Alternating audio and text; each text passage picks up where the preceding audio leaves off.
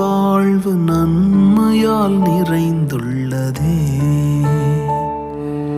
ஒன்றுமே இல்லாமல் துவங்கின என் வாழ்வு நன்மையால் நிறைந்துள்ளதே.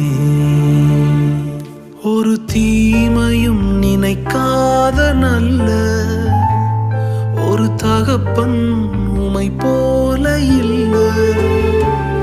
ஒரு தீமையும்